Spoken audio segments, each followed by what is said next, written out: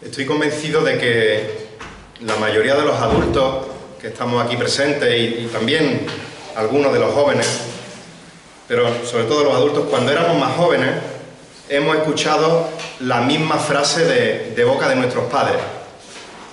Nosotros queríamos hacer algo, normalmente algo que no era demasiado bueno, nuestros padres no nos daban permiso y nosotros justificábamos nuestro deseo, nuestra opinión, diciendo, pues fulanito lo ha hecho. Y ahí venía la frase de nuestros padres.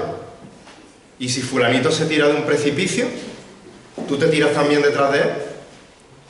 Y así, discusión terminada. Usando esta ilustración me gustaría cambiar un poco la pregunta en función de lo que vamos a ver en el texto de esta tarde. En vez de decir, ¿y si fulanito se tira por un precipicio, tú también te tirarías detrás de él? Me gustaría preguntarnos, si ves que fulanito se quiere tirar desde un precipicio, ¿qué vas a hacer tú al respecto?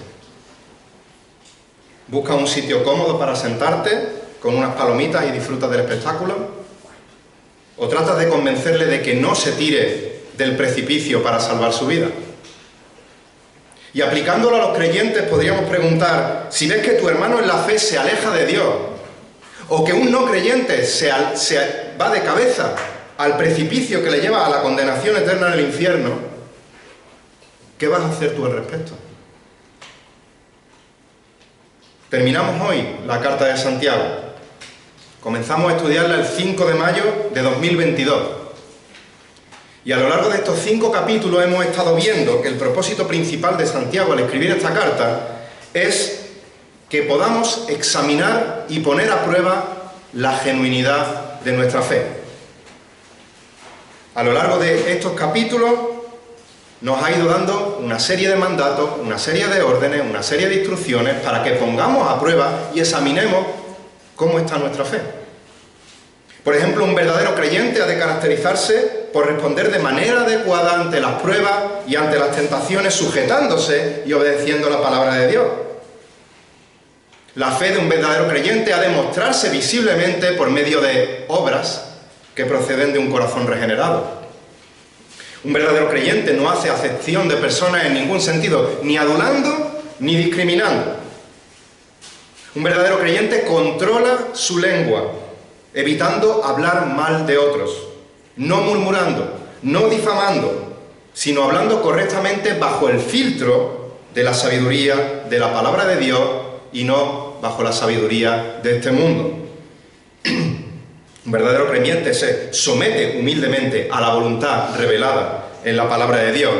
Planifica su futuro buscando la voluntad de Dios y no su propia voluntad. La vida de un verdadero creyente se caracteriza por la veracidad y no por la hipocresía.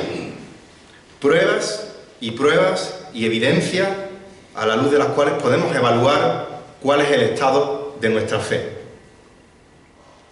Pero es curioso cómo termina Santiago su carta. Porque después de mandarnos una y otra vez, examínate a ti mismo, examínate a ti mismo, examínate a ti mismo, curiosamente concluye con un mandato que no se centra en la fe de uno mismo, sino que se centra en la fe del prójimo. Santiago nos manda que examinemos al que se extravía de la fe y que le exhortemos a reconducir su camino para que no caiga por el precipicio. Os invito a que me acompañéis a la carta de Santiago. Santiago capítulo 5. Leeremos los 2 últimos versículos, versículos 19 y 20. Dice Santiago 5:19, hermanos míos, si alguno de entre vosotros se extravía de la verdad y alguno le hace volver, sepa que el que le hace volver a un pecador de su error, del error de su camino, salvará su alma de la muerte y cubrirá multitud de pecados. En este texto vamos a ver que Dios usa a los creyentes para atraer a los que se apartan de la fe. Dios usa a los creyentes, Dios usa a su iglesia para atraer a aquellos que se apartan de la fe.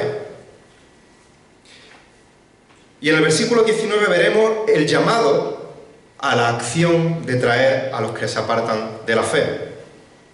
Mientras que en el versículo 20 veremos el resultado de la acción de atraer a los que se apartan de la fe. Un llamado y un resultado. Así que en primer lugar veremos el llamado a la acción de atraer a los que se apartan de la fe. Y Santiago comienza el versículo con una palabra o con una expresión que a estas alturas, después del 5 de mayo de 2022 hasta ahora, nos tendría que resultar muy, muy familiar. Hermanos míos. A lo largo de esta carta ha usado 14 veces hermanos, hermanos míos, y esta es la vez número 15 que usa esta expresión. Y sabemos que cuando dice hermanos míos, cuando le recuerda a sus oyentes cariñosamente que son hermanos en la fe, lo hace para anestesiarles, para preparar el camino, porque a continuación va a venir una exhortación, va a venir un mandato y no se va a andar con rodeo. Va a dar un mandato directo y claro, el cual tienen que poner en práctica, o bien para vivirlo, o bien para corregir un error en el caso del que lo estuvieran cometiendo. Así que dice, hermanos míos, si alguno de entre vosotros se extravía de la fe, de la verdad. La primera pregunta que nos puede surgir al escuchar esta declaración es la siguiente: ¿esos vosotros que se extravían de la verdad son verdaderos creyentes que se han apartado por un momento? ¿O son no creyentes que necesitan ser salvados? Y bueno, hay disparidad de opiniones, no hay un acuerdo según el comentarista, según el estudio que uno lea. Unos opinan que está hablando de creyentes, porque dice hermanos míos, entre vosotros, entre la iglesia, y hay otros que opinan que no, que está hablando de no creyentes, que salen de la iglesia porque no eran creyentes y que hay que reconducirlos. La verdad es que es muy difícil evaluar si alguien que ha profesado, si alguien que ha hecho una profesión de fe, pero vive apartado de Dios o vive aferrado a un pecado continuo, es porque esa profesión de fe nunca fue genuina, o sí fue genuina, pero vive en esas circunstancias. En Gálatas 2, versículos 11 al 13, vemos que el apóstol Pablo tiene que reprender al mismo Pedro. Pedro estaba andando no conforme al Evangelio, sino que estaba mandando a los gentiles que se conduciesen como judíos, precisamente por miedo a los de la circuncisión. No estaba siendo sincero, coherente, siguiendo los caminos de la verdad. Y Pablo le tiene que reprender, y nadie puede negar que Pedro era un auténtico creyente. Todos en nuestra vida caemos, pecamos, y a veces en el mismo pecado, una y otra vez, y llegamos a pensar, ¿seré yo realmente creyente? Podemos incluso dudar a veces, ¿me habrá salvado el Señor que he vuelto a caer otra vez en el mismo pecado? Nosotros muchas veces nos sentimos, o por lo menos yo, miserable como Pablo. ¿Por qué? Porque en ocasión no practico lo que quiero hacer, sino lo que aborrezco, eso hago. De manera que yo, por lo menos yo, no soy quien para decir si la profesión de fe de alguien que vive ahora extraviado de la verdad fue o no fue auténtica. Lo que sí tengo que hacer es orar por sabiduría y humildemente examinar todo a través de la lente de la palabra de Dios.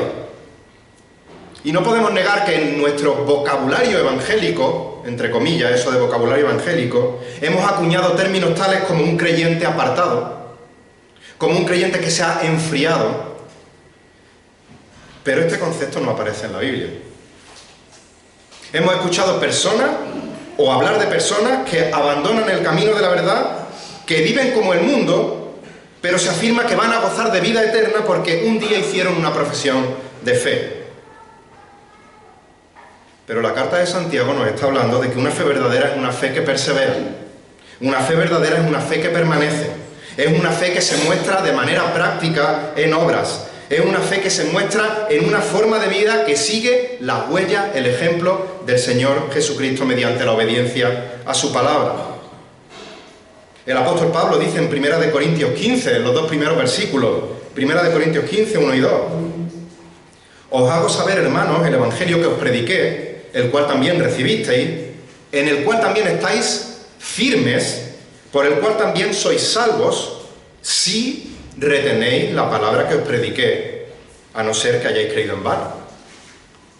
No es que se pierda la salvación si no la retiene. Si no la retiene es que nunca ha sido salvo.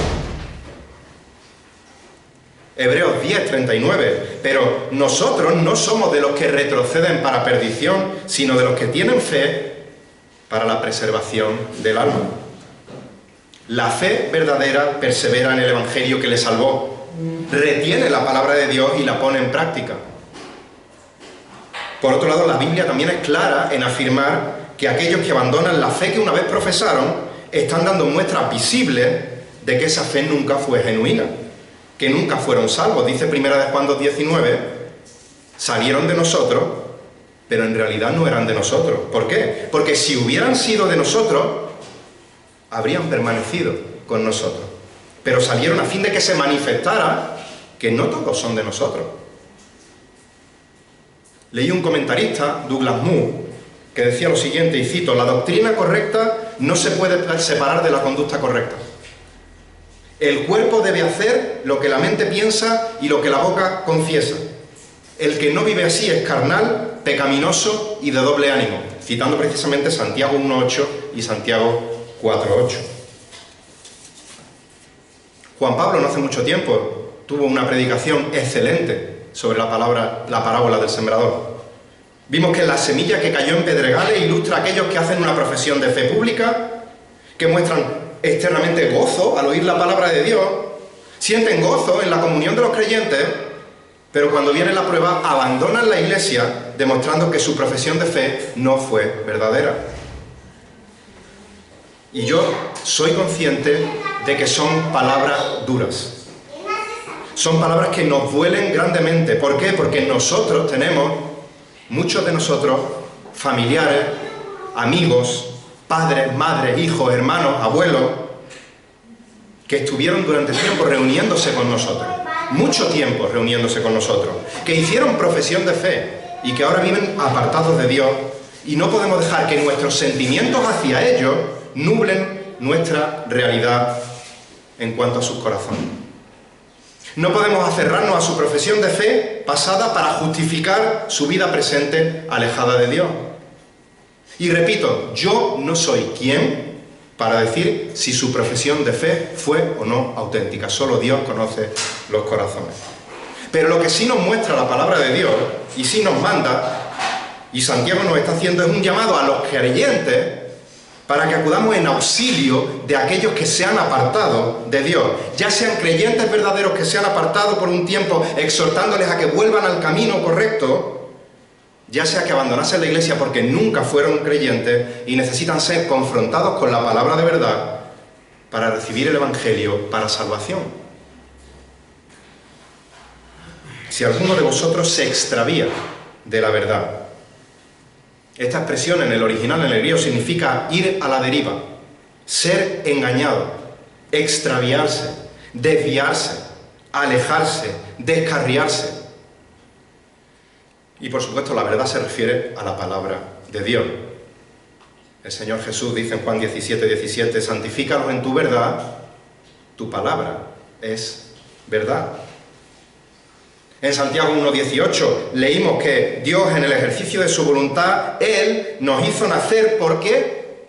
Por la palabra de verdad, para que fuéramos las primicias de sus criaturas. De manera que extraviarse de la verdad es alejarse de la palabra de Dios.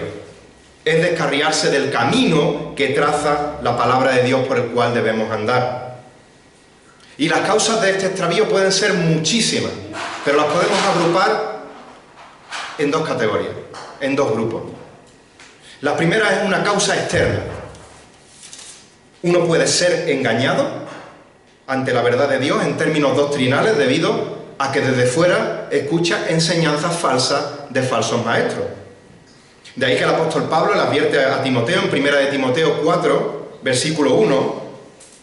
1 de Timoteo 4:1 dice, pero el Espíritu dice claramente que en los últimos tiempos algunos apostatarán de la fe, prestando atención a espíritus engañadores y a doctrinas de demonios. Pero la segunda causa, después de leer 1 de Timoteo 4:1, es una causa interna.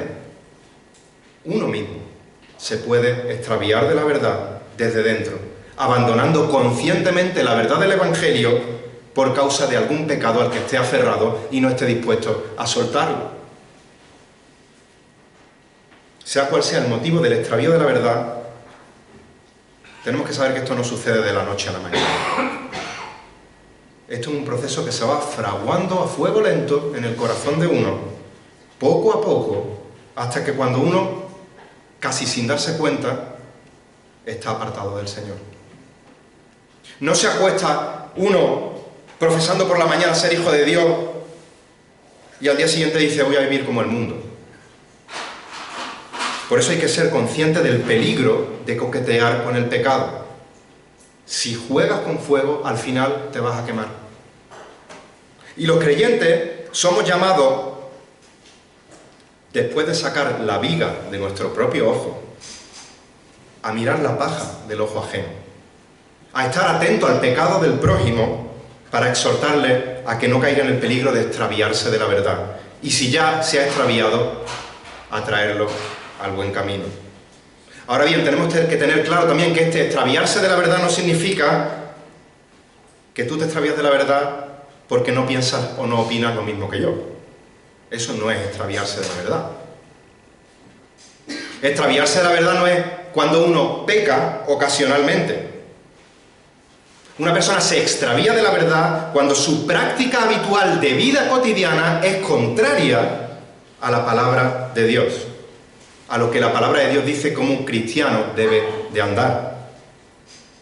Estamos viendo en los estudios de los domingos de la carta de Pablo a los romanos que la vida de un creyente aquí en la tierra es una lucha continua y somos mandados a hacer morir diariamente las obras de la carne, y si caemos no nos extraviamos de la verdad.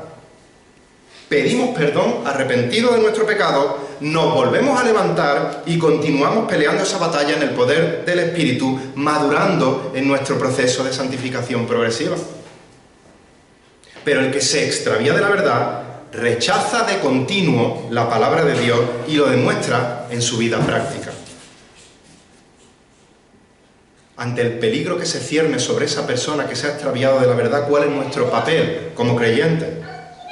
Versículo 19 de nuevo. Hermanos míos, si alguno de vosotros se extravía de la verdad y los ancianos de la iglesia lo hacen volver. No dice eso el texto, ¿verdad? Hermanos míos, si alguno de entre vosotros se extravía de la verdad y alguno le hace volver, y tú eres alguno, y tú eres alguna, y yo soy alguno. Somos parte de una iglesia universal, somos parte del cuerpo de Cristo, pero Dios nos ha colocado en una iglesia local y Dios nos manda en su palabra que no dejemos de congregarnos. La vida cristiana es una vida de comunidad. Como hemos dicho en otras ocasiones, el cristianismo no es para llaneros solitarios. Y una de nuestras muchísimas responsabilidades en nuestra vida de comunidad es hacer volver al que se extravía de la verdad. Y Dios nos usa a todos y cada uno de los creyentes como instrumentos en sus manos para hacer volver a aquellos que se apartan de la fe. Hacer volver significa dar la vuelta, cambiar de dirección, convertir, regresar. Literalmente se usaba para cuando uno salía de viaje hacia un sitio y al terminar su estancia volvía a su sitio, a su casa. Pero de manera figurada esta expresión se usa para hablar tanto del arrepentimiento salvífico de la conversión del pecador como del arrepentimiento de un creyente que se ha desviado por un tiempo y vuelve al buen camino. En Hechos capítulo 3, versículo 19, dice el apóstol Pedro: arrepentíos y convertíos, es la misma palabra, dar la vuelta, hacer volver, para que vuestros pecados sean borrados. Mismo libro de Hechos, capítulo 11, después de la muerte de Esteban, los creyentes son dispersados y empiezan a compartir el evangelio con los griegos. Y dice el versículo 21 que la mano del Señor estaba con ellos y gran número que creyó se convirtió al Señor. Por supuesto que ninguno de nosotros tiene el poder para convertir a alguien al Señor, para hacer volver a alguien al Señor por medio de nuestras propias fuerzas o por medio de nuestra sabiduría. Solo el Evangelio es poder de Dios para salvación a todo aquel que cree. Pero dice Romanos 10:14, ¿cómo pues invocarán a aquel quien no han creído? ¿Y cómo creerán en aquel quien no han oído? ¿Y cómo oirán si no hay quien les predique? Dios en su soberana voluntad ha querido que nosotros seamos instrumentos en sus manos para predicar el Evangelio, para llevar su palabra a aquellos que se han apartado del camino de la verdad y para exhortarnos los creyentes los unos a los otros. De ahí la importancia que conozcamos en profundidad la palabra de Dios para discernir si esa persona se está apartando o no de la verdad. Y como digo, esto no es deber de unos pocos, sino que tú eres alguno, tú eres alguna, yo soy alguno. Es deber de todo creyente. Por eso, cuando habla del principio de un inicio de un proceso de disciplina, en Mateo capítulo 18, dice en el versículo 15 que si tu hermano peca contra ti, y en algunos manuscritos más antiguos no aparece la palabra contra ti, dice si algún hermano tuyo peca, dice ve y repréndelo a solas. Ese es el primer paso. Si ves pecar a tu hermano, no haces la vista gorda. Tienes que ir a reprenderlo a solas y llamarle al arrepentimiento de manera privada. Gálatas 6:1. Hermanos, si alguno es sorprendido en alguna falta, vosotros que sois espirituales, restauradlo con un espíritu de mansedumbre. Vosotros. Hebreos 3, versículos 12 y 13. Dice, tened cuidado, hermanos. No sea que en alguno de vosotros haya un corazón malo de incredulidad para apartarse del Dios vivo, para extraviarse del camino de la verdad. Y sigue diciendo, antes exhortaos los unos a los otros cada día mientras todavía se dice hoy. No sea que alguno de vosotros sea endurecido por el engaño del pecado. La palabra nos exhorta a exhortarnos los unos a los otros. Y hemos de hacerlo mientras todavía se dice hoy, porque quizá mañana sea demasiado tarde para esa persona. Estamos viendo que Dios usa a los creyentes para atraer a los que se apartan de la fe. En primer lugar, hemos visto el llamado a la acción de traer a los que se apartan de la fe. Y en segundo lugar, vamos a ver el resultado de la acción de atraer a los que se apartan de la fe. Versículo 20. Sepa el que haga volver al pecador del error de su camino, salvará de muerte un alma y cubrirá multitud de pecados. Santiago ahora nos anima a cumplir con nuestra responsabilidad de hacer volver del error de su camino al que se extravía. ¿Y cómo lo hace? ¿Cómo nos da ese ánimo? Mostrándonos los maravillosos resultados que tiene el que la persona que ha estado extraviada vuelva al buen camino, al camino correcto. Y hemos dicho que Santiago, desde el que hemos empezado a estudiarla, hay un mandato detrás de otro, detrás de otro. Aquí está el mandato. Versículo 20. Sepa. Este es el imperativo de Santiago para los creyentes. Este verbo se puede traducir como conozca, comprenda, entienda, perciba. Y no hace referencia meramente a un saber intelectual, sino que tiene que ver también con un conocimiento práctico. Comprender de manera práctica lo que implica la condenación por la eternidad en el infierno y comprender lo que ocurre cuando alguien que abandona la fe vuelve al camino de Dios, debería producir tal reacción en nosotros que tendríamos que salir escopeteados por esa puerta para predicar el Evangelio a toda criatura. Esta es la respuesta que busca Santiago ante el mandato, que sepamos, que conozcamos todo el consejo de Dios para ponerlo en la práctica. Tenemos que saber, tenemos que conocer. Parece que a algunos les da miedo la palabra teología. La teología simplemente es el estudio de Dios, o como decía David Barceló, quizás sean unas palabras muy atrevidas, porque conocer a Dios, conocer lo que Dios ha querido que conozcamos de Él, revelado en su palabra. Eso es la teología. El estudio de Dios mediante lo que Dios ha querido revelar de sí mismo en su palabra. Más allá no podemos conocer más de lo que Dios ha querido revelarnos a nosotros. El Espíritu Santo nos ilumina para entender su palabra, por supuesto que sí.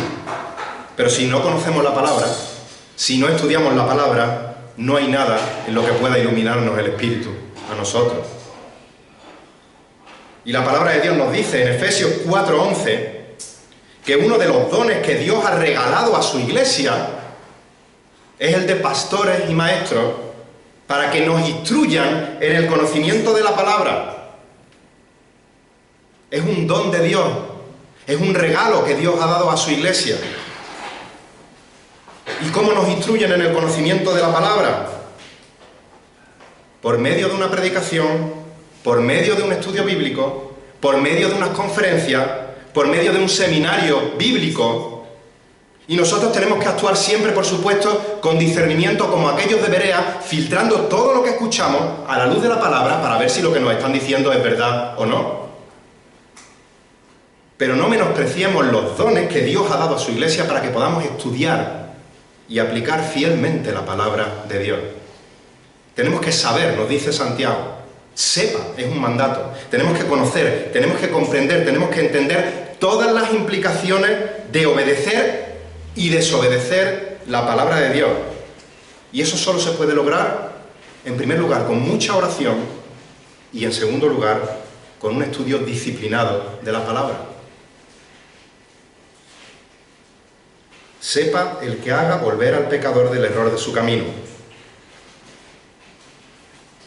Hacer volver puede usarse para referirse a volverse del pecado a Dios en el proceso de la conversión. Pablo y Bernabé en Hechos 14:15 dicen: varones, ¿por qué hacéis estas cosas? Nosotros también somos hombres de igual naturaleza que vosotros y os anunciamos el Evangelio para que os volváis de estas cosas vanas a un Dios vivo que hizo el cielo, la tierra, el mar y todo lo que en ellos hay. Está hablando de la conversión de un no creyente a creyente. Jacobo en Hechos 15, un capítulo después, versículo 19, dice: por tanto, yo opino que no molestemos a los que de entre los gentiles se convierten a Dios. Este es el volver. El apóstol Pablo, hablando de su propia conversión, dice que el Señor Jesús le dijo, Hechos 26, del 15 al 18, le dijo a Saulo: yo soy Jesús a quien tú persigues. Pero levántate y ponte en pie, porque te he aparecido con el fin de designarte como un ministro y testigo, no solo de las cosas que has visto, sino también de aquellas que me apareceré a ti, librándote del pueblo judío y de los gentiles, a los cuales te envío, ¿para qué? Para que abras su ojo a fin de que se vuelvan a hacer volver, se conviertan de la oscuridad a la luz, del dominio de Satanás a Dios, para que reciban por la fe en mí el perdón de pecados y herencia entre los que han sido santificados. Está hablando de una conversión genuina. Primera de Tesalonicenses 1:9. Pues ellos mismos cuentan acerca de nosotros, de la acogida que tuvimos por parte de vosotros y de cómo os convertisteis de los ídolos a Dios, para servir al Dios vivo y verdadero. En estos textos se habla claramente de la conversión de un incrédulo, hacer volver al no creyente al camino de la verdad para su salvación. Pero hacer volver al pecador del error de su camino también puede hacer referencia a un creyente que vuelva a la fe que temporalmente, por la causa que sea, por el pecado que sea, ha abandonado durante un tiempo. Lucas 22, 31-32 dice el Señor Jesús: Simón, Simón, mira que Satanás os ha reclamado para zarandearos como a trigo, pero yo he rogado por ti para que tu fe no falle. Y tú, una vez que hayas regresado, misma palabra de hacer volver, fortalece a tus hermanos. Este hayas regresado tiene el mismo sentido de hacer volver. Y la fe de Pedro falló. Que sí falló. Negó al Señor Jesús 3 veces antes de que el gallo cantara. Pero luego regresó a la fe. El Señor le hizo volver del pecado que cometió. El Señor le restauró y le usó para su gloria. Y nadie puede decir que Pedro no fuera creyente nuevamente. Lo que tenemos que tener claro es que Santiago nos manda a cada uno de nosotros a hacer volver al pecador del error de su camino, y nos anima a hacerlo mostrando el resultado de hacer volver al pecador del error de su camino. Un resultado maravilloso. Tenemos que saber que esa persona salvará de muerte su alma y cubrirá multitud de pecados. Si cumples tú con tu parte, no siempre va a producirse el resultado que esperas.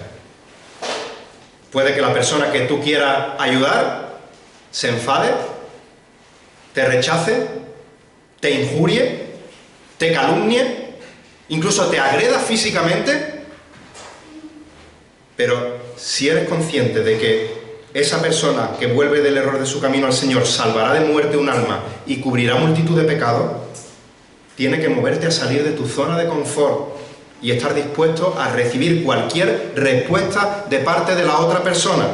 El beneficio de la otra persona es infinitamente mayor del perjuicio que podemos recibir nosotros.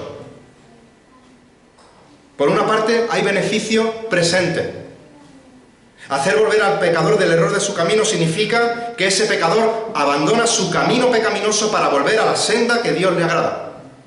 Significa que esa persona abandona un camino que mancha el nombre de Dios para volver a otro camino que glorifica y exalta el nombre de Dios. Significa que esa persona abandona el camino del padre de mentira, de Satanás, para andar en la luz de la verdad de Dios. Son beneficios presentes. Pero por otra parte, no solo hay beneficios presentes, sino muchísimo más importante, hay beneficios futuros y eternos. Salvará de muerte un alma. La palabra de Dios es clara en que existe un juicio final y que existe una condenación en el infierno para todo pecador no arrepentido.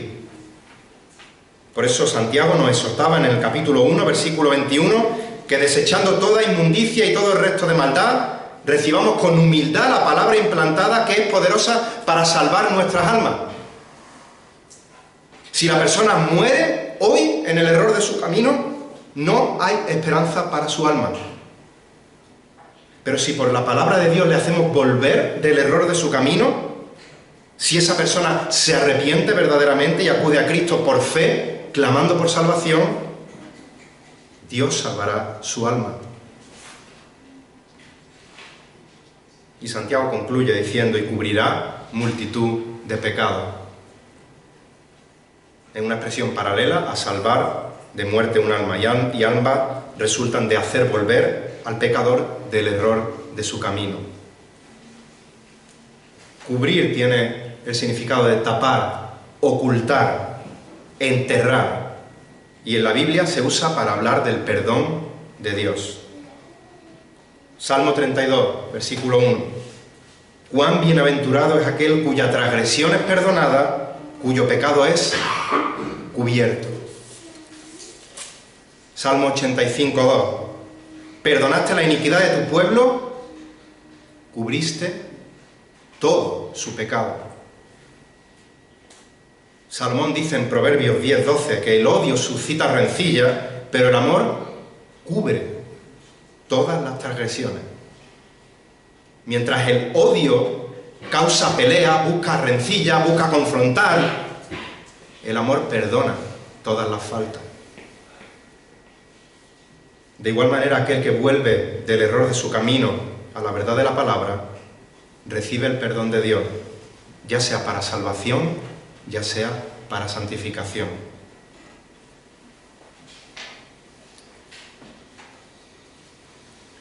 En ese cartel de ahí detrás, oramos por aquellos que un día estuvieron aquí y que ahora no están con nosotros por las causas que sean. Es triste pensar en aquellos que han abandonado la verdad. Pero nos tiene que llenar de gozo saber las maravillas que Dios puede hacer para su gloria por medio de nosotros. Él salvará de muerte su alma. Dios nos puede usar como instrumento para atraer a aquellos que por nosotros mismos seguro que no somos capaces de traer al camino de la verdad. Pero Dios tiene poder para hacerlo y nos quiere usar a nosotros. Si tú no tienes a Cristo hoy en tu vida, hoy es día de salvación. No endurezcas tu corazón, no te aferres a tu pecado, no seas orgulloso, no seas orgullosa. Acude a Cristo arrepentido por fe, pídele que te salve, que sea el Señor de tu vida, y Él te asegura que salvará tu alma de la muerte eterna. Y cubrirá, perdonará tu multitud de pecados y te dará vida eterna. Y a los que ya hemos sido perdonados por la sangre preciosa de nuestro Señor Jesucristo, que esta palabra predicada hoy nos mueva a orar para que Dios nos use como instrumento para traer al camino de la verdad a aquellos que están andando hoy en el camino del error, y que lo hagamos todo para su gloria. Que el Señor bendiga su palabra.